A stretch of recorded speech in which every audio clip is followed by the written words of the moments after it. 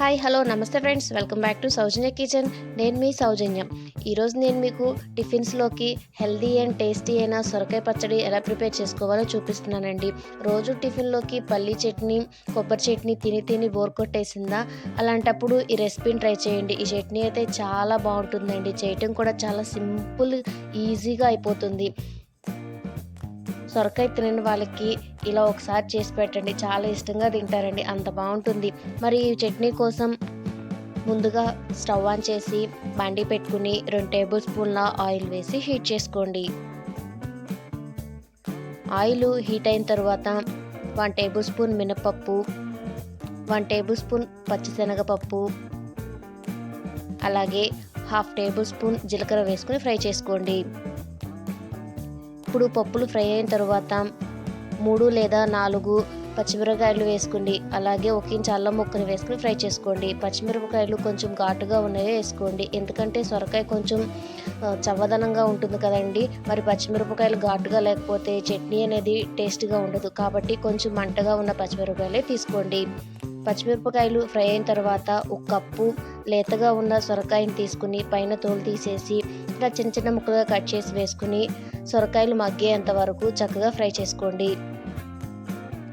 మన వీడియో చూస్తున్న వాళ్ళందరికీ ఒక చిన్న రిక్వెస్ట్ అండి, మీరు వీడియోని స్కిప్ చేయకుండా ఎండ్ వరకు చూడండి. మీరు ఇలా వీడియోని స్కిప్ చేయకుండా ఒక లైక్ కొట్టి ఎండ్ వరకు చూడటం వల్ల వీడియో అనేది ఇంకొంతమందికి పాస్ అవుతుందండి. ప్లీజ్ దయచేసి మీరు వీడియోని స్కిప్ చేయకుండా చూడండి. ప్లీజ్ నాకు కొంచెం సపోర్ట్ చేయండి. సొరకాయలు ఫ్రై అయిన తర్వాత ఇందులోకి 1 రెమ్మ కరివేపాకు, కొంచెం చింతపండు, ఒక గుప్పెడు కొత్తిమీర, అలాగే 3 లేదా 4 స్పూన్లు పుట్నాల పప్పు వేసుకుని ఒక 2 నిమిషాలు ఫ్రై చేసుకోండి. మీరు కావాలంటే ఇక్కడ పచ్చి కొబ్బరినైనా వేసుకోవచ్చండి. ఇలా ఒక 2 నిమిషాలు ఫ్రై చేసుకున్న తర్వాత స్టవ్ ఆఫ్ చేసి రుచికి సరిపడా ఉప్పు వేసుకోండి. ఉప్పు వేసుకున్న తర్వాత ముక్కలన్నిటినీ చల్లారనిచ్చుకోండి. చల్లారిన తర్వాత వీటన్నిటిని ఒక మిక్సర్ జార్లోకి వేసుకుని తగినన్ని వాటర్ పోసుకుంటూ మెత్తగా చట్నీలా చేసుకోండి. చట్నీకి సరిపడా వాటర్ పోసుకుని మిక్సీ పట్టేసుకోండి. ఇప్పుడు పోపు కోసం అదే బాండీలోకి స్టవ్ ఆన్ చేసి 1 టేబుల్ స్పూన్ ఆయిల్ వేసి హీట్ చేసుకోండి.